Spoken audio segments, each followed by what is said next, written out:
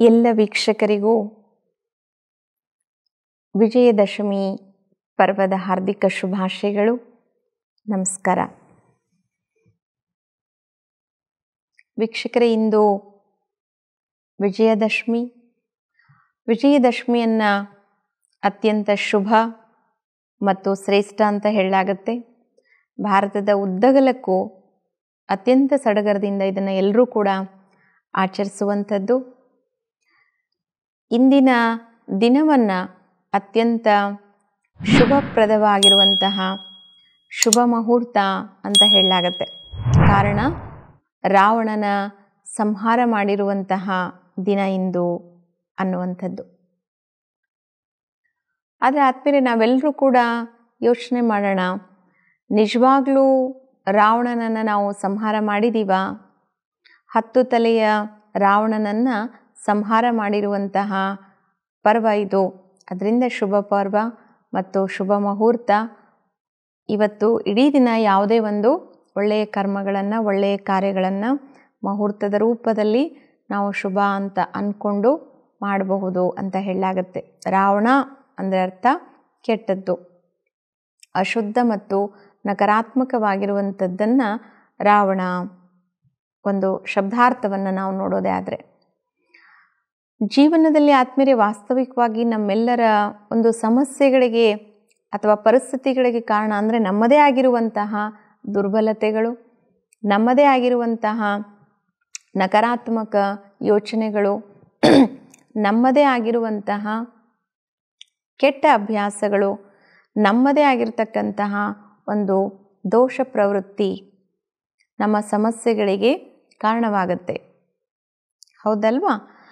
So ಹಾಗಾಗಿ ರಾವಣನ ಬಗ್ಗೆ ಹೇಳೋದಾದರೆ, ರಾವಣ ಋಷಿಪುತ್ರ, ಒಬ್ಬ ಋಷಿಯ ಮಗ. ಆತ ಶಿವಭಕ್ತ, ಮಹಾನ್ ಪರಾಕ್ರಮಿ, ಮಹಾನ್ ವಿದ್ವಾಂಸ, ಶಾಸ್ತ್ರಜ್ಞ, ಜ್ಞಾನಿ, ಆತ ತಪಸ್ವಿ. ಆತನಲ್ಲಿ ಎಲ್ಲ ಶಕ್ತಿಯೂ ಇತ್ತು. ಚಿನ್ನದ ಲಂಕೆ ಇತ್ತು. ಆತ ಅಪಾರ ಧನಾಢ್ಯನೂ ಆಗಿದ್ದ, ಬಲಾಢ್ಯನೂ ಆಗಿದ್ದ, ಭಕ್ತನೂ ಆಗಿದ್ದ, ವಿದ್ವಾಂಸನೂ ಆಗಿದ್ದ, ಜ್ಞಾನಿ ತಪಸ್ವಿನೂ ಆಗಿದ್ದ. ಆದರೂ ಕೂಡ ಇಂದು ಭಾರತದ ಅನೇಕ ಪಟ್ಟಣಗಳಲ್ಲಿ ಮತ್ತು ನಗರಗಳಲ್ಲಿ, ದೇಶದ ಉದ್ದಗಲಕ್ಕೂ ಆತನ ಬೊಂಬೆಯನ್ನು ಮಾಡಿ ಸುಡುವಂಥದ್ದನ್ನು ನಾವು ನೋಡ್ತೀವಿ. ಯಾಕೆ? ಅಷ್ಟೆಲ್ಲ ಇದ್ದರೂ ಕೂಡ ಆತನಲ್ಲಿ ಒಂದು ಚರಮ ಸೀಮೆನಲ್ಲಿತ್ತು. ಯಾವುದು? ಅಹಂಕಾರ. ಅಷ್ಟೆಲ್ಲ ಇದ್ದರೂ ಕೂಡ ಅಷ್ಟೆಲ್ಲ ಜ್ಞಾನ, ತಪಸ್ಸು, ಭಕ್ತಿ, ಸ್ವತಃ ಶಿವನನ್ನೇ ಆತ ಆರಾಧನೆ ಮಾಡ್ತಿದ್ದ. ಅಂತಹ ವ್ಯಕ್ತಿ ತನ್ನ ಜೀವನದಲ್ಲಿ ಒಂದು ತಪ್ಪನ್ನು ಮಾಡ್ತಾನೆ, ಒಂದು ಹೀನ ಕೃತ್ಯವನ್ನು ಮಾಡ್ತಾನೆ. ಅದರ ಒಂದು ಫಲಿತಾಂಶ ಆತ ಸೋತ ಮತ್ತು ಮೃತನಾದ. ಇಂದು ನಾವು ನೋಡೋದೇ ಆದರೆ ಆತ್ಮೀಯರೇ, ಇಷ್ಟೆಲ್ಲ ತಿಳುವಳಿಕೆ ಇದ್ದರೂ ವಿದ್ಯೆಗೆ ಏನೂ ಕೊರತೆ ಇಲ್ಲ, ಬುದ್ಧಿಗೆ ಏನೂ ಕೊರತೆ ಇಲ್ಲ, ಶಿಕ್ಷಣಕ್ಕೂ ಏನೂ ಕೊರತೆ ಇಲ್ಲ. ಇವತ್ತಿನ ಜಗತ್ತನ್ನೂ ಕೂಡ ನಾವು ರಾವಣನ ರಾಜ್ಯ ಅಂತಲೇ ಹೇಳ್ಬೋದು. ಇವತ್ತಿನ ಜಗತ್ತು ಬದಲಾದಂತಹ ಸಮಯ, ಬೆಳವಣಿಗೆ ಹೊಂದಿರುವಂತಹ ಜಗತ್ತು, ನಾಗಾಲೋಟದಲ್ಲಿ ಮುಂದುವರೆದಿರ್ತಕ್ಕಂತಹ ಜಗತ್ತು, ವಿಕಾಸದ ಅಂಚನ್ನು ತಲುಪಿರುವಂತಹ ಜಗತ್ತು. ಇವತ್ತು ನೋಡೋದೇ ಆದರೆ ರಾವಣನ ರಾಜ್ಯ ಅಂತಲೇ ಹೇಳ್ಬೋದು. ರಾವಣ ಎಲ್ಲ ಗೊತ್ತಿದ್ರೂ ಕೂಡ ಒಂದು ತಪ್ಪನ್ನು ಹೇಗೆ ಮಾಡ್ತಾನೋ ಹಾಗೆ ಇವತ್ತು ಎಲ್ಲ ಇರುವಂತಹ ವ್ಯಕ್ತಿಯು ಕೂಡ ಅನೇಕ ತಪ್ಪುಗಳನ್ನು ಮಾಡ್ತಿದ್ದಾನೆ, ಅನೇಕ ಹೀನ ಕೃತ್ಯಗಳನ್ನು ಮಾಡ್ತಾನೆ. ನಾವು ಕಥೆಯಲ್ಲಿ ನೋಡೋದೇ ಆದರೆ, ರಾಮ, ಲಕ್ಷ್ಮಣ ಮತ್ತು ಸೀತೆಯರು ಪಂಚವಟಿಗೆ ಹೋಗ್ತಾರೆ. ಸೊ ಪಂಚವಟಿನಲ್ಲಿ ಶೂರ್ಪಣಖಿಯ ಒಂದು ಸಂಗತಿಯನ್ನು ನಾವು ನೋಡ್ತೀವಿ. ಶೂರ್ಪಣಖಿ ಅತ್ಯಂತ ಶೂರರು, ವೀರರು ಆಗಿರುವಂತಹ, ಸುಂದರವಾಗಿರುವಂತಹ, ಆಕರ್ಷಣೀಯ ರೂಪವನ್ನು ಹೊಂದಿರುವಂತಹ ರಾಮ ಮತ್ತು ಲಕ್ಷ್ಮಣರಿಗೆ ಆಕರ್ಷಣೆ ಆದಳು. ರಾಮ ಅತ್ಯಂತ ವಿನಯಪೂರ್ವಕವಾಗಿ ಆಕೆಯನ್ನು ತಿರಸ್ಕಾರ ಮಾಡ್ತಾನೆ. ಆದರೆ ಲಕ್ಷ್ಮಣ ಆಕೆಯನ್ನು ಘೋರ ಅಪಮಾನವನ್ನು ಮಾಡ್ತಾನೆ, ಮೂಗನ್ನು ಕತ್ತರಿಸಿ ಅಪಮಾನವನ್ನು ಮಾಡ್ತಾನೆ. ಯಾವುದರ ಫಲಸ್ವರೂಪ ಆಕೆ ಆ ಒಂದು ಅಪಮಾನದ ಪ್ರತಿಕಾರವನ್ನು ತೀರಿಸ್ಕೊಳ್ಳೋದಕ್ಕೋಸ್ಕರ ತನ್ನ ಅಣ್ಣನಾಗಿರುವಂತಹ ರಾವಣನ ಬಳಿ ಹೋಗ್ತಾಳೆ. ಸೊ ರಾವಣ ಈ ಒಂದು ಪ್ರತಿಕಾರವನ್ನು ತೀರಿಸಬೇಕು. ಒಬ್ಬ ಸಾಮಾನ್ಯರಾಗಿರುವಂತಹ ಯಾವುದೇ ಸೇನಾಬಲ, ರಾಜ್ಯ, ಸೇನೆ, ಯಾವುದೇ ಅಸ್ತ್ರಶಸ್ತ್ರಗಳು ಇಲ್ಲದೆ ಕೇವಲ ತಮ್ಮ ಶಕ್ತಿಯಿಂದ ನನ್ನ ಸಹೋದರಿ ಮತ್ತು ಸಹೋದರರನ್ನು, ಕರ್ ಮತ್ತು ದೂಷಣ್ ಅನ್ನುವಂಥ ಸಹೋದರನನ್ನು ಯಾರು ಸೋಲಿಸಿದ್ದಾರೆ, ಹೀನಾಯವಾಗಿ ಸೋಲಿಸಿದ್ದಾರೆ, ಮತ್ತು ಸಮಸ್ತ ಸೈನ್ಯ ಬಲವನ್ನು ಅವ್ರಿಗೆ ಕೇವಲ ಅವರಿಬ್ಬರ ಶಕ್ತಿಯಿಂದ, ತಮ್ಮಿಬ್ಬರ ಶಕ್ತಿಯಿಂದ ಸಮಸ್ತ ಸೈನ್ಯವನ್ನು ಸೋಲಿಸಿದ್ದಾರೆ. ಅಂದಮೇಲೆ ಅವರಲ್ಲಿ ಅಪಾರವಾಗಿರುವಂತಹ ಶಕ್ತಿ ಇದೆ ಅಂತ ತಿಳ್ಕೊಂಡು ಅವರನ್ನು ನೇರವಾಗಿ ನಾನು ಯುದ್ಧದಲ್ಲಿ ಸೋಲಿಸೋದು ಸಾಧ್ಯವಿಲ್ಲ. ಅದರಿಂದ ಅವರನ್ನು ನಾನು ಮೋಸ ಮಾರ್ಗದಿಂದ, ವಂಚನೆಯ ಮಾರ್ಗದಿಂದ ಅವರನ್ನು ಸೋಲಿಸಬೇಕು ಅಂತ ತಿಳ್ಕೊಳ್ತಾನೆ. ಸೊ ತಿಳ್ಕೊಂಡು ನಂತರ ಮೋಸದಿಂದ ಮಾರೀಚನ ಒಂದು ಸಹಾಯವನ್ನು ಪಡ್ಕೊಳ್ತಾನೆ. ಮಾರೀಚ ಸ್ವರ್ಣ ಜಿಂಕೆಯಾಗಿ ಸೀತೆಯನ್ನು ಆಕರ್ಷಣೆ ಮಾಡಬೇಕು ಅಂತ ಹೋಗ್ತಾನೆ. ಆಕರ್ಷಣೆ ಮಾಡಬೇಕು ಅಂತ ಹೋದಾಗ ಸೀತೆ ಆಕರ್ಷಿತಳಾಗ್ತಾಳೆ. ಒಬ್ಬ ಬ್ರಾಹ್ಮಣ ಭಿಕ್ಷುಕನ ವೇಷವನ್ನು ಧರಿಸ್ಕೊಂಡು ಸೀತೆಯ ಬಳಿ ಭಿಕ್ಷಕ್ಕೆ ಹೋಗ್ತಾನೆ. ಸೀತೆ ಬಳಿ ಭಿಕ್ಷಕ್ಕೆ ಹೋದಾಗ ಸೀತೆ ವಿಧಿ ಇಲ್ಲದೆ ಸಾಕಷ್ಟು ಹೇಳ್ತಾಳೆ, ನಾನು ಈ ಗೆರೆಯನ್ನು ಬಿಟ್ಟು ಬರೋದಕ್ಕೆ ಸಾಧ್ಯ ಇಲ್ಲ ಅಂತ. ಆದಾಗ್ಯೂ ಆತ ನಾನು ನಿನ್ನ ಪತಿಗೆ ಶಾಪವನ್ನು ಕೊಡ್ತೇನೆ ಮತ್ತು ಭಿಕ್ಷೆ ಇಲ್ಲದೆ ನಾನು ಹೋಗ್ತೀನಿ ಅಂತ ಹೇಳಿದಾಗ ಆಕೆ ಭಿಕ್ಷೆಯನ್ನು ಕೊಡಬೇಕಾಗತ್ತೆ, ಗೆರೆಯನ್ನು ದಾಟಬೇಕಾಗತ್ತೆ ಮತ್ತು ಅಪಹರಣಕ್ಕೆ ಒಳಗಾಗಬೇಕಾಗತ್ತೆ. ಸೊ ಆದಮೇಲೆ ಇದರ ಒಂದು ಅಧ್ಯಾತ್ಮ ಹಿನ್ನೆಲೆಯನ್ನು ನಾವು ನೋಡೋದೇ ಆದರೆ, ನಮ್ಮ ಜೀವನದಲ್ಲಿ ಎಲ್ಲವೂ ಇದೆ, ಆದರೆ ಕೆಲವು ಕೆಟ್ಟ ಅಭ್ಯಾಸಗಳು ಅಥವಾ ನೆಗೆಟಿವ್ ಹ್ಯಾಬಿಟ್ಸ್ ಏನು ನಾವು ಮಾಡ್ಕೊಂಡಿದ್ದೀವಿ, ಅಥವಾ ನೆಗೆಟಿವಿಟಿಗೆ ನಾವೇನಿವತ್ತು ಎಡಿಕ್ಟ್ ಆಗಿದ್ದೀವಿ, ವಶ ಆಗಿಬಿಟ್ಟಿದ್ದೀವಿ, ಸಿಕ್ಕಾಕೊಂಡ್ಬಿಟ್ಟಿದ್ದೀವಿ, ಯಾವುದನ್ನು ನಮಗೆ ಬಿಡ್ತಾ ಇಲ್ಲ, ಯಾವುದನ್ನು ನಾವು ಬಿಟ್ಟು ಹೋಗೋದಕ್ಕಾಗ್ತಿಲ್ಲ. ಅಂತಹ ಅಭ್ಯಾಸಗಳಿಂದ ನಾವು ಜೀವನದಲ್ಲಿ ಎಷ್ಟೋ ಬಾರಿ ಸಮಸ್ಯೆಗೆ, ತೊಂದರೆಗೆ ಒಳಗಾಗಬೇಕಾಗತ್ತೆ, ಅಶಾಂತಿಗೆ ಒಳಗಾಗಬೇಕಾಗತ್ತೆ. ಹೇಗೆ ಸೀತೆ ತನ್ನ ಜೀವನದಲ್ಲಿ ಅಪಹರಣಕ್ಕೆ ಒಳಗಾದಲೋ, ಹಾಗೆ ಇವತ್ತು ಅನೇಕ ವಸ್ತುಗಳು, ಅನೇಕ ಸಾಧನಗಳು ಇದ್ದರೂ ಕೂಡ ಅನೇಕ ಆತ್ಮಗಳು, ಅನೇಕ ವ್ಯಕ್ತಿಗಳು ತಮ್ಮ ಜೀವನದಲ್ಲಿ ಪರಮಾತ್ಮನಿಂದ ದೂರ ಆಗ್ತಾರೆ. ಯಾಕೆಂದರೆ ತಮ್ಮ ಜೀವನದಲ್ಲಿ ಭೌತಿಕತೆಗೆ ವಶ ಆಗ್ತಾರೆ. ಭೌತಿಕತೆ ಹಿಂದೆ ನಾವು ಎಷ್ಟೇ ಹೋದರೂ ಕೂಡ ಕೊನೆಗೂ ಆತ್ಮೀಯರೇ ಅದರಿಂದ ನಮಗೆ ತೃಪ್ತಿ ಇಲ್ಲ. ಮನುಷ್ಯ ಓಡ್ತಾನೆ, ಎಲ್ಲಿವರೆಗೂ ಓಡ್ತಾನೆ, ತನಗೆ ಶಕ್ತಿ ಇರೋವರೆಗೂ ಓಡ್ತಾನೆ. ಆದರೆ ಕೊನೆಗೊಮ್ಮೆ ಆತ ತಿರುಗಿ ನೋಡಿದಾಗ ಆತನಿಗೆ ಅನಿಸುತ್ತೆ, ನಾನು ಇಷ್ಟೆಲ್ಲ ಓಡಿದೆ, ಬಟ್ ನನಗೆ ಸಿಕ್ಕಿದ್ದೇನು ಅಲ್ವಾ? ಆಸೆಯ ಹಿಂದೆ ನಾವೆಷ್ಟು ಓಡ್ತೀವಿ, ಆಸಕ್ತಿಗಳ ಹಿಂದೆ ನಾವೆಷ್ಟು ಓಡ್ತೀವಿ. ಅದಕ್ಕೆ ಭಗವದ್ಗೀತೆಯಲ್ಲಿ ಹೇಳಿರುವಂಥದ್ದು, ಆಸಕ್ತಿ ಮತ್ತು ವಿಷಯಗಳಿಗೆ ಗಮನವನ್ನು ಕೊಡಬಾರ್ದು. ನಿಮ್ಮ ಅಂಕೆಯಲ್ಲಿರಬೇಕು. ಮನುಷ್ಯನ ಆಸಕ್ತಿ ಮತ್ತು ಇಂದ್ರಿಯಗಳು ಎಷ್ಟು ಅಂಕೆನಲ್ಲಿರುತ್ತೋ, ಎಷ್ಟು ನಿಯಂತ್ರಣದಲ್ಲಿರುತ್ತೋ, ಅಷ್ಟು ನಮ್ಮ ಜೀವನದಲ್ಲಿ ಸಂತೋಷವನ್ನು ನಾವು ಅನುಭವಿಸೋದಕ್ಕೆ ಸಾಧ್ಯವಾಗುತ್ತೆ. ಭೌತಿಕತೆ ಹಿಂದೆ ಹೋದಷ್ಟು ಏನಾಯಿತು? ಭಗವಂತನಿಂದ ನಾವು ದೂರ ಆಗ್ತೀವಿ. ಸೊ ಆತ್ಮ ಅನ್ನುವಂತಹ ಸೀತೆ ಭೌತಿಕತೆಯ ಹಿಂದೆ ಹೋದಷ್ಟು ಭಗವಂತನಿಂದ ದೂರ ಆಗ್ತೀವಿ. ಪ್ರಪಂಚದಲ್ಲಿ ನಾವೆಷ್ಟು ಆಸೆ ಆಮಿಷಗಳ ಹಿಂದೆ ಹೋಗ್ತೀವಿ, ಹಣದ ಹಿಂದೆ ಹೋಗ್ತೀವಿ, ಸಂಪತ್ತಿನ ಹಿಂದೆ ಹೋಗ್ತೀವಿ. ಅದು ನಾವು ಹೇಗೆ ಹೋಗ್ತೀವಿ? ಇನ್ನೊಬ್ಬರಿಗೆ ಮೋಸ ಮಾಡಿ, ಇನ್ನೊಬ್ಬರಿಗೆ ವಂಚನೆ ಮಾಡಿ ನಾವು ಅದನ್ನು ಕಿತ್ಕೊಳ್ಬೇಕು. ನಮ್ಮದು ನಮಗೆ ಇರಲಿ, ಬೇರೆಯವ್ರದ್ದೆಲ್ಲವೂ ಸಹ ವಾಪಸ್ ನಮಗೆ ಬರಲಿ, ಬೇರೆಯವ್ರದ್ದು ನಮಗೆ ಬರಲಿ, ನಮ್ಮದು ನಮಗೆ ಇರಲಿ ಅನ್ನುವಂತಹ ಆಸೆ ಮತ್ತು ದುರಾಸೆಗೆ ಎಷ್ಟು ಮನುಷ್ಯ ಒಳಗಾಗ್ತಾನೋ ಅಷ್ಟು ತನ್ನ ಜೀವನದಲ್ಲಿ ದೈವತ್ವದಿಂದ ಮತ್ತು ಭಗವಂತನಿಂದ ಆತ ದೂರ ಉಳಿತಾನೆ. ಎಷ್ಟು ದೂರ ಉಳಿತಾನೆ ಅಂದರೆ ವಾಪಸ್ ಬರೋಕ್ಕೆ ಆಗದೇ ಇರುವಷ್ಟರ ಮಟ್ಟಿಗೆ ಅವನು ದೂರ ಉಳಿತಾನೆ. ಓಡಿ ಹೋಗಿರ್ತಕ್ಕಂಥವ್ರು ಒಬ್ಬ ವ್ಯಕ್ತಿಯನ್ನು ನಾವು ಸಾಯಿಸಿ ಸಮಾಧಿ ಕಟ್ಟಿ ಆ ಸಮಾಧಿ ಮೇಲೆ ನಾವು ಅರಮನೆ ಕಟ್ಕೊಂಡು ಬದುಕಬೇಕು ಅಂತಂದರೆ ಖಂಡಿತ ಆತ್ಮೀಯರೇ ನಿದ್ದೆ ಬರೋದಿಲ್ಲ. ಯಾಕೆ ಅಂದರೆ ಕೆಳಗಡೆ ಇರುವಂತಹ ಸಮಾಧಿ ಇದೆಯಲ್ಲ, ಆ ಸಮಾಧಿ ಆಸೆಗೆ ವಶ ಆಗಿ, ಆಸೆಗೆ ಬಲಿಪಶುವಾಗಿ, ದುರಾಸೆಗೆ ಈಡಾಗಿ ಒಬ್ಬ ಒಳ್ಳೆಯ ವ್ಯಕ್ತಿಯನ್ನು ನಾವು ಸಾಯಿಸಿ ಸೋಲಿಸಿ ಸಮಾಧಿ ಕಟ್ಟಿ ಆ ಸಮಾಧಿ ಮೇಲೆ ನಾವು ಅರಮನೆ ಕಟ್ಕೊಂಡು ಆನಂದವಾಗಿ ಬದುಕ್ತೀವಿ, ಖಂಡಿತ ಸಾಧ್ಯ ಇಲ್ಲ. So karmic history, karmic philosophy ಏನು ಹೇಳುತ್ತೆ, ನೀನು ಮಾಡುವಂತಹ ಕರ್ಮದಿಂದ ನಿನಗೆ ಸುಖವೂ ಸಿಗುತ್ತೆ, ಶಾಂತಿಯೂ ಸಿಗುತ್ತೆ. ನೀನು ಮಾಡುವಂತಹ ಕರ್ಮ ನಿನಗೆ ಬಂಧನವೂ ಆಗುತ್ತೆ, ನಿನಗೆ ತೊಂದರೆಯೂ ಸಹ ಕೊಡುತ್ತೆ. ಸೊ ಹೀಗೆ ಎಷ್ಟು ಸಾಧನಗಳಿಂದ ಸಾಮಗ್ರಿಗಳಿಂದ ನಾವು ವಶ ಆಗಿ ಅದರ ಹಿಂದೆ ಹೋಗ್ತೀವಿ, ಅಷ್ಟು ಪರಮಾತ್ಮ ಶಕ್ತಿಯಿಂದ ನಾವು ದೂರ ಹೋಗ್ತೀವಿ.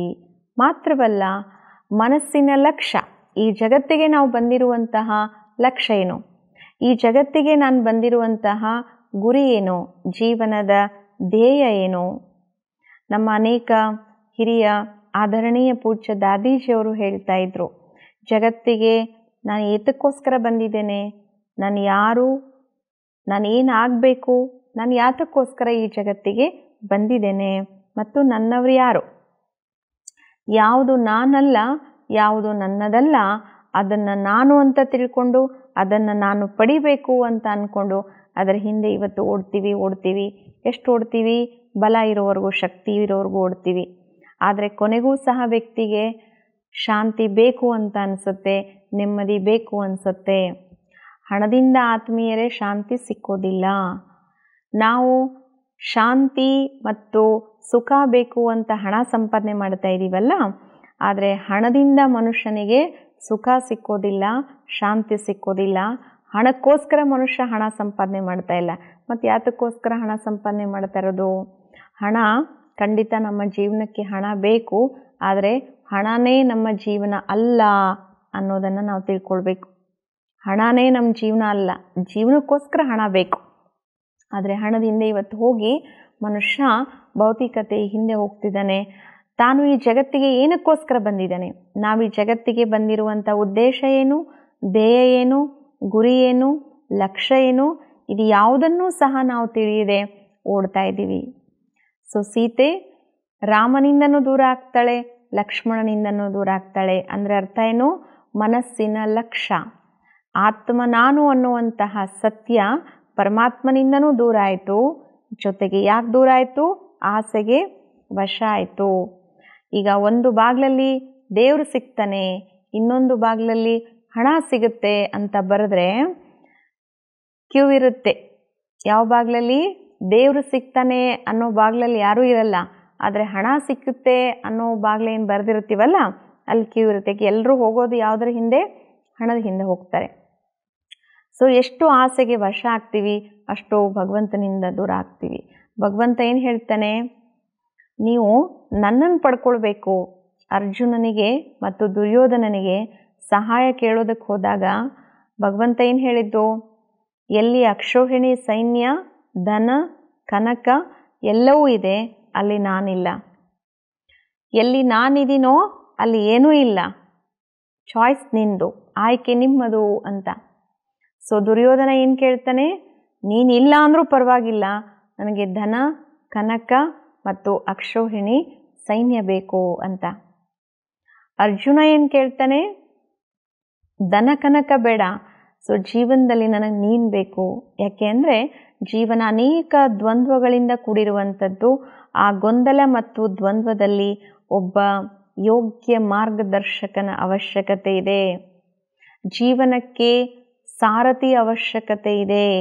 ಸಾರಥ್ಯವನ್ನು ಮಾಡುವಂತಹ ಒಬ್ಬ ಯೋಗ್ಯ ಗುರುವಿನ ಅವಶ್ಯಕತೆ ಇದೆ ಅನ್ನೋದನ್ನು ಅರ್ಥ ಮಾಡ್ಕೊಂಡಿರುವಂತಹ ಅರ್ಜುನ ಭಗವಂತನ ಕೇಳ್ತಾನೆ, ಅಕ್ಷೋಹಿಣಿ ಸೈನ್ಯ ಕೇಳೋದಿಲ್ಲ.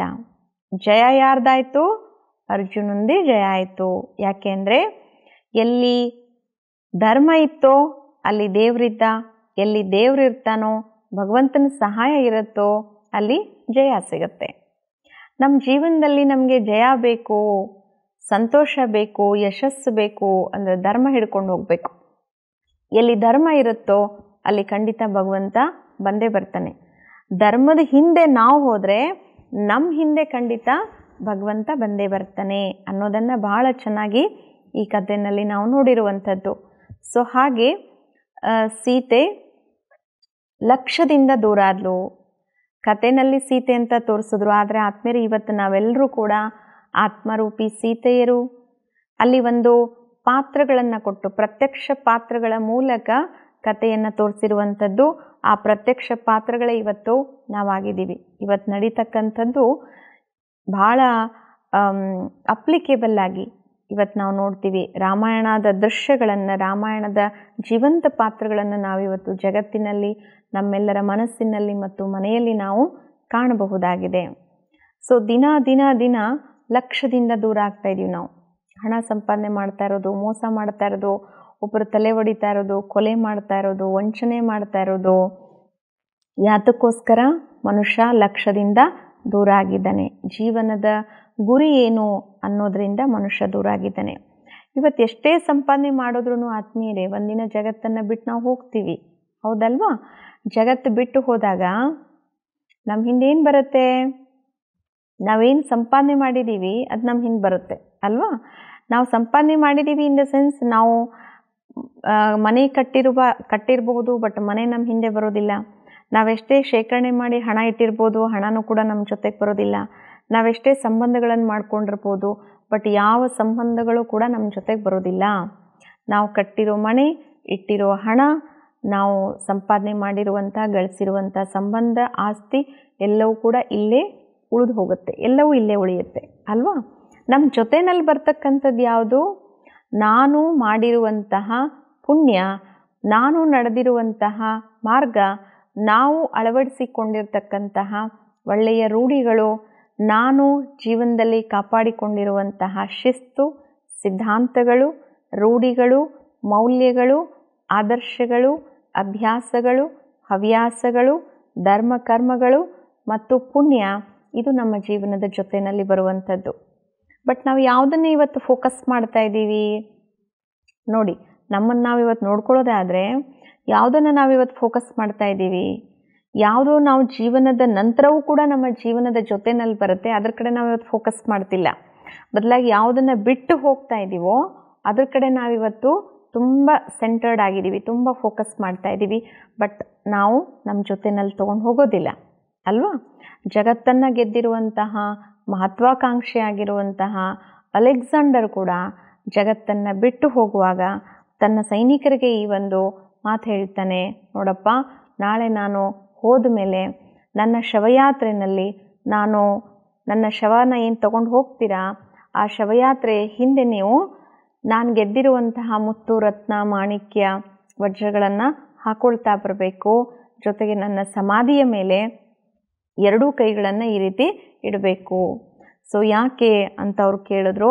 ಆಗ ಅಲೆಕ್ಸಾಂಡರ್ ಹೇಳ್ತಾನೆ, ಜಗತ್ತಿಗೆ ಗೊತ್ತಾಗಬೇಕು, ಜಗತ್ತನ್ನು ಗೆದ್ದಿರುವಂತಹ ಮಹತ್ವಾಕಾಂಕ್ಷೆ ಆಗಿರುವಂಥ ಅಲೆಕ್ಸಾಂಡರ್ ಕೂಡ ಜೊತೆಯಲ್ಲಿ ಏನೂ ತೊಗೊಂಡು ಹೋಗಲಿಲ್ಲ. ಆತ ಗೆದ್ದಿರುವಂಥದ್ದು ಇಲ್ಲೇ ಬಿಟ್ಟು ಹೋದ, ಜಗತ್ತಿನಿಂದ ಅವನು ಕೂಡ ಖಾಲಿ ಕೈಯಿಂದ ಹೋದ ಅನ್ನುವಂತಹ ಸತ್ಯ ಸಂದೇಶ ಇಡೀ ಜಗತ್ತಿಗೆ ನನ್ನ ಸಾವು ಕೊಡಬೇಕು, ಅದರಿಂದ ನನ್ನ ಕೈಯನ್ನು ಈ ರೀತಿ ಇಡಬೇಕು ಅನ್ನೋ ಸಂದೇಶವನ್ನು ಅಲೆಕ್ಸಾಂಡರ್ ಹೇಳ್ಕೊಂಡು ಹೋಗ್ತಾನೆ. ಸೊ ಹಾಗೆ ಆದ್ಮೇಲೆ ಈ ಭೂಮಿಯನ್ನು ಎಷ್ಟು ಜನ ಮಹಾರಾಜರುಗಳು ಆಳು ಹೋಗಿದ್ದಾರೆ. ಕೋಟೆ ಕಟ್ಟಿ ಹೋದವರು ಇಲ್ಲ, ಇವತ್ತು ಮನೆ ಕಟ್ಕೊಂಡವರು ಕೂಡ ಇರೋದಿಲ್ಲ. ಸೊ ಜೊತೆಯಲ್ಲಿ ತಗೊಂಡು ಹೋಗುವಂಥದ್ದು ನಾವು ಮಾಡಿರುವಂತಹ ಸತ್ಕರ್ಮಗಳು, ನಾವು ನಡೆದಿರುವಂತಹ ಸನ್ಮಾರ್ಗಗಳು. ಅದರಿಂದ ನಮ್ಮ ಜೀವನದ ಗುರಿಯಿಂದ ನಾವು ಯಾವತ್ತೂ ಕೂಡ ವಿಚಲಿತ ಆಗಬಾರ್ದು. ಭೌತಿಕತೆಗೆ ವಶ ಆಗಿ ಗುರಿಯಿಂದ ನಾವು ವಿಚಲಿತ ಆದ್ವಿ ಎಂದಾಗ, ಸೊ ಕಥೆಯಲ್ಲಿ ಬಹಳ ಸುಂದರವಾಗಿ ತೋರಿಸಿದ್ದಾರೆ ಎಂತಹ ಒಂದು ಪರಿಸ್ಥಿತಿ ಬಂತು, ಭಗವಂತನಿಂದ ದೂರ ಆಗಬೇಕಾಗಿರುವಂಥ ಪರಿಸ್ಥಿತಿ ಬಂತು. ಸೊ ಪರಮಾತ್ಮ ಈಶ್ವರ ವಿಶ್ವವಿದ್ಯಾಲಯದ ಜ್ಞಾನದಲ್ಲಿ, ಗೀತಾ ಜ್ಞಾನದಲ್ಲಿ ತಿಳಿಸ್ಕೊಡ್ತಾರೆ, ಯಾವಾಗ ಆತ್ಮನು ತನ್ನ ಜೀವನದ ಭೌತಿಕತೆಗೆ ಒಳಗಾಗುತ್ತೆ ಮತ್ತು ಪರಮಾತ್ಮ ತಿಳಿಸುವಂತಹ ನಿಯಮ ನಿರ್ದೇಶ ವ್ರತಗಳನ್ನು ನಾವು ಯಾವಾಗ ಮುರಿತಾ ಹೋಗ್ತೀವಿ, ಜೀವನದಲ್ಲಿ ಉಲ್ಲಂಘನೆ ಮಾಡ್ತೀವಿ, ಆಗ ನಮ್ಮ ಜೀವನದ ಅನೇಕ ದೌರ್ಬಲ್ಯತೆಗಳಿಗೆ ನಾವು ದಾಸರಾಗಬೇಕಾಗತ್ತೆ. ಅರ್ಥಾತ್ ಸಮಸ್ಯೆಗಳಿಗೆ ಒಳಗಾಗಬೇಕಾಗತ್ತೆ, ತೊಂದರೆಗಳಿಗೆ ನಾವು ಈಡಾಗಬೇಕಾಗತ್ತೆ ಅನ್ನುವಂಥದ್ದು. ನೀವು ಸಹಾಯ ಮಾಡಿ ಬೇರೆಯವರಿಗೆ ಖಂಡಿತ ಒಳ್ಳೆಯದು, ಉಪಕಾರ ಮಾಡಿ ಒಳ್ಳೆಯದು. ಆದರೆ ನಿಮ್ಮದೇ ಆಗಿರುವಂತಹ ಲಿಮಿಟೇಷನ್ಸನ್ನು ಬಿಟ್ಟು ನೀವು ಯಾವತ್ತೂ ಮಾಡಬಾರ್ದು. ಏಕೆಂದರೆ ನಿಮ್ಮದೇ ಆಗಿರುವಂತಹ ಮರ್ಯಾದೆಗಳಿದೆ, ನಿಮ್ಮದೇ ಆಗಿರುವಂತಹ ಗುರಿ ಇದೆ, ನಿಮ್ಮದೇ ಆಗಿರುವಂತಹ ಇತಿಮಿತಿಗಳಿದೆ. ಆ ಇತಿಮಿತಿಗಳ ಒಳಗಡೆ ಇದ್ದು ನೀವು ಬೇರೆಯವರಿಗೆ ಸಹಾಯ ಮಾಡಿ. ಸೊ ಸಹಾಯ ನೀವು ಮಾಡ್ತೀನಿ ಅಂತ ನಿಮ್ಮ ಇತಿಮಿತಿಗಳನ್ನು ನೀವು ಮೀರಿದಾಗ ತೊಂದರೆಗೊಳಗಾಗ್ತೀರ. ಸೊ ಇತಿಮಿತಿಗಳನ್ನು ಯಾರು ಮೀರಿ ಮಾಡ್ತಾರೋ, ಧರ್ಮ ಕರ್ಮದ ಮಿತಿಗಳನ್ನು ಯಾರು ಕ್ರಾಸ್ ಮಾಡ್ತಾರೋ, ಆಗ ಭಗವಂತನೂ ಕೂಡ ಅವ್ರ ಜೊತೆಗೆ ಇರೋದಿಲ್ಲ, ಸಾಥ್ ಕೊಡೋದಿಲ್ಲ ಅಂತ. ಸೊ ಅಲ್ಲಿ ಕಥೆನಲ್ಲಿ ತೋರಿಸಿರೋ ಹಾಗೆ ಅಂಗದ ಮತ್ತು ಹನುಮಂತ ಇಬ್ಬರೂ ಕೂಡ ಹೋಗ್ತಾರೆ, ಸಂಧಿ ಮಾಡಬೇಕು, ಆತನಿಗೆ ತಿಳಿಸಿ ಹೇಳಬೇಕು, ಆತನಿಗೆ ರಾಮನ ಮಹತ್ವ ಹೇಳಬೇಕು ಅಂತ ಹೋದರು, ವಿಚಾರ ತಿಳಿಸಿದ್ರು, ಶಾಂತಿ ದೂತರಾಗಿ ಹೋದರು, ಸಂದೇಶ ದೂತರಾಗಿ ಹೋದರು.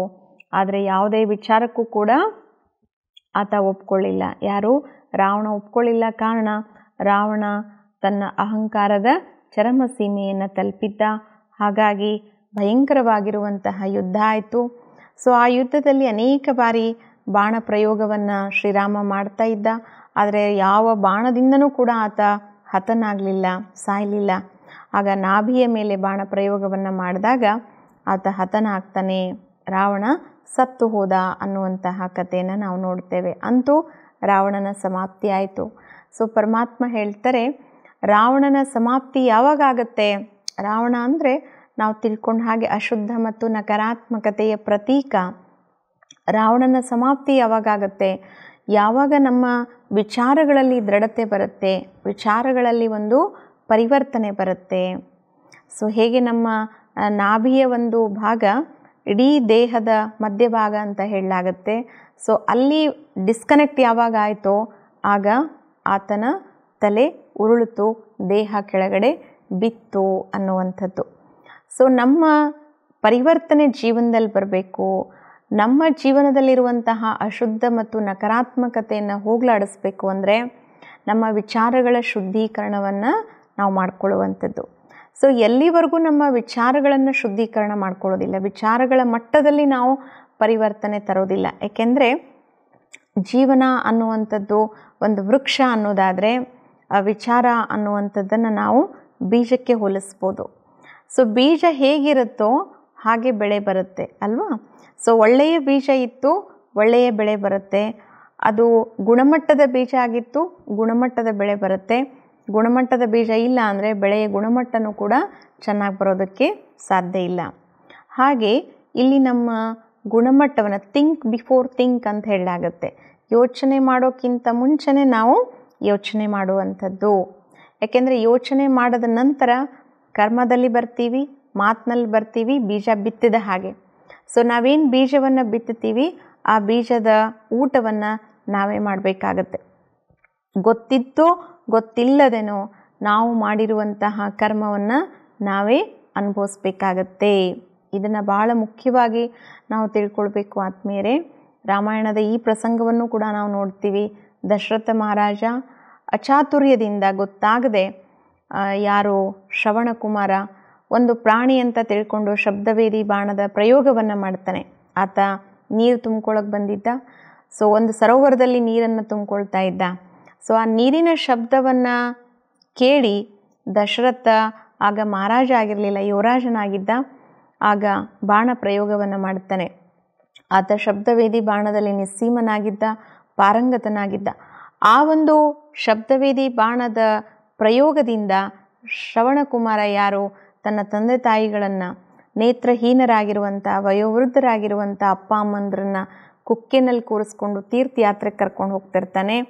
ಅವ್ರಿಗೆ ಬಾಯಾರಿಕೆ ಆಗಿದೆ ಅಂದಿದ್ದಕ್ಕಾಗಿ ಅವರನ್ನು ಕೂರಿಸ್ಬಿಟ್ಟು ನೀರು ತರೋದಕ್ಕೆ ಬಂದಿದ್ದ. ಆದರೆ ಆ ನೀರಿನ ಶಬ್ದದಿಂದ ಬಾಣ ಪ್ರಯೋಗವನ್ನು ಮಾಡ್ತಾನೆ ಯುವರಾಜ ದಶರಥ. ಸೊ ಫಲಸ್ವರೂಪವಾಗಿ ಆತ ಸತ್ತೋಗ್ತಾನೆ. ಆಗ ಶ್ರವಣ್ ಕುಮಾರ ಹೇಳ್ತಾನೆ, ನನ್ನ ಅಪ್ಪ ಅಮ್ಮಂದರು ನೇತ್ರಹೀನರು, ಅವರಿಗೆ ನೋಡೋ ಶಕ್ತಿ ಇಲ್ಲ, ನಡೆದಾಡುವಂಥ ಶಕ್ತಿನೂ ಇಲ್ಲ, ಅದರಿಂದ ನೀವು ಉಪಕಾರ ಮಾಡಿ ಅವ್ರನ್ನ ಇನ್ಮೇಲೆ ನೀವೇ ನೋಡ್ಕೊಳ್ಬೇಕು ಅಂತ. ಅಚಾತುರ್ಯದಿಂದ ನಡೆದಿರುವಂಥ ಕೆಲಸ, ಗೊತ್ತಿಲ್ಲದೆ ಆಗಿರುವಂಥದ್ದು. ಆದರೆ ಶ್ರವಣಕುಮಾರನ ತಂದೆ ಶಾಪ ಕೊಡ್ತಾನೆ, ನಾನು ಹೇಗೆ ನನ್ನ ಜೀವನದ ಆಧಾರ ಆಗಿರುವಂತಹ ನನ್ನ ಮಗನನ್ನು ಕಳ್ಕೊಂಡು ಇವತ್ತು ನಿರಾಶಯದಿಂದ ಮತ್ತು ನಿಸ್ಸಾರ ಅವಸ್ಥೆಯಲ್ಲಿ ಪುತ್ರಶೋಕದಿಂದ ನಾನು ಪ್ರಾಣ ಬಿಡ್ತಾ ಇದ್ದೀನಿ. ನನ್ನ ಮಗ ಸತ್ತಿದ್ದಕ್ಕಾಗಿ ನನ್ನ ಪತ್ನಿನೂ ಕೂಡ ಸತ್ತೋದ್ಲು, ಈಗ ನಾನು ಕೂಡ ನನ್ನ ಪ್ರಾಣ ತ್ಯಾಗ ಮಾಡ್ತೀನಿ, ಹಾಗೆ ನೀನು ಕೂಡ ನಿನ್ನ ಜೀವನದಲ್ಲಿ ಪುತ್ರಶೋಕದಲ್ಲಿಯೇ ಸಾಯಬೇಕು ಅಂತ ಆತ ಶಾಪ ಕೊಡ್ತಾನೆ. ಅದು ವರನೂ ಆಯಿತು ಒಂದು ಕಡೆ ಶಾಪನೂ ಆಯಿತು. ವರ ಹೆಂಗಾಯಿತು, ನಿನಗೆ ಪುತ್ರ ಸಿಗ್ತಾನೆ ಅನ್ನೋದು ವರ ಆಯಿತು, ಆದರೆ ಸಿಕ್ಕಿರುವಂತಹ ಪುತ್ರ ಸಾಯೋ ಸಮಯದಲ್ಲಿ ನಿನ್ನ ಮುಂದೆ ಇರೋದಿಲ್ಲ ಅನ್ನೋದು ಶಾಪ ಆಯಿತು.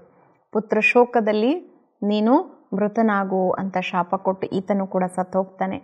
ಅಂದರೆ ನಾವು ಅಚಾತುರ್ಯದಿಂದ, ಅಂದರೆ ಗೊತ್ತಾಗದೆ ಮಾಡ್ತೀವಿ, ಎಷ್ಟೋ ತಪ್ಪುಗಳನ್ನು ನಾವು ಗೊತ್ತಿಲ್ಲದೆ ಮಾಡ್ತೀವಿ, ಎಷ್ಟೋ ತಪ್ಪುಗಳನ್ನು ಗೊತ್ತಿದ್ದು ಮಾಡ್ತೀವಲ್ಲ.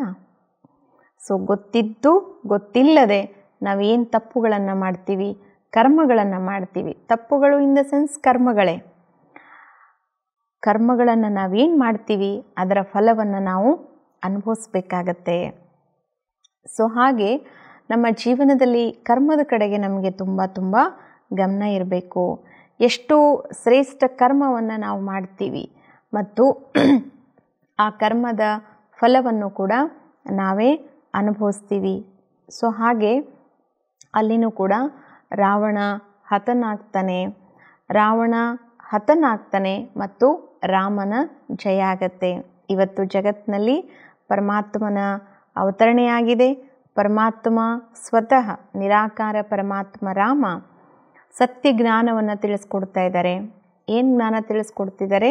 ನಿಮ್ಮ ಯೋಚನೆಗಳನ್ನು ನೀವು ಪರಿವರ್ತನೆ ಮಾಡ್ಕೊಳ್ಳಿ, ನಿಮ್ಮ ಜೀವನದಲ್ಲಿ ದೃಢತೆಯನ್ನು ತಂದ್ಕೊಳ್ಳಿ. ದೃಢತೆಯನ್ನು ತಂದ್ಕೊಂಡು ಶ್ರೇಷ್ಠ ಕರ್ಮವನ್ನು ನೀವು ಮಾಡ್ತಾ ಹೋಗಬೇಕು.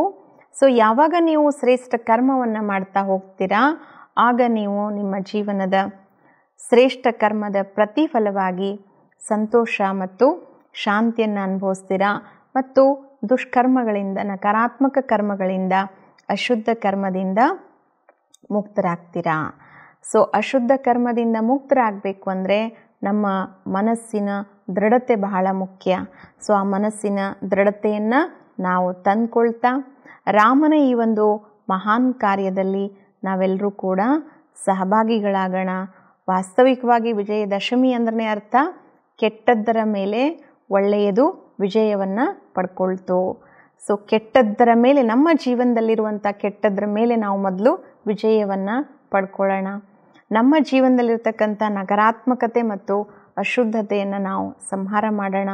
ಪರಮಾತ್ಮನ ಕಾರ್ಯದಲ್ಲಿ ನಾವೆಲ್ಲರೂ ಕೂಡ ಸಹಯೋಗಿಯಾಗೋಣ, ಸಹಭಾಗಿಗಳಾಗೋಣ ಹಾಗೂ ನಮ್ಮ ಈ ಒಂದು ಜೀವನವನ್ನು ನಾವು ಸಾರ್ಥಕ ಮಾಡಿಕೊಳ್ಳೋಣ. ಈ ರೀತಿ ನಾವು ಇದರ ಒಂದು ಆಧ್ಯಾತ್ಮ ಹಿನ್ನೆಲೆಯನ್ನು ತಿಳ್ಕೊಂಡು ಅರ್ಥಪೂರ್ಣವಾಗಿ ವಿಜಯದಶಮಿಯನ್ನು ಆಚರಿಸ್ತಾ ಪರಮಾತ್ಮ ನಿರಾಕಾರ ರಾಮನ ಒಂದು ಮಹಾನ್ ಕಾರ್ಯಕ್ಕೆ ನಾವೆಲ್ಲರೂ ಕೂಡ ಜಿಂಕಾರವನ್ನು ಹಾಡೋಣ. ತಮ್ಮೆಲ್ಲರಿಗೂ ಇನ್ನೊಮ್ಮೆ ಮತ್ತೊಮ್ಮೆ ವಿಜಯದಶಮಿಯ ಹಾರ್ದಿಕ ಶುಭಾಶಯಗಳು. ನಮಸ್ಕಾರ. ಓಂ ಶಾಂತಿ.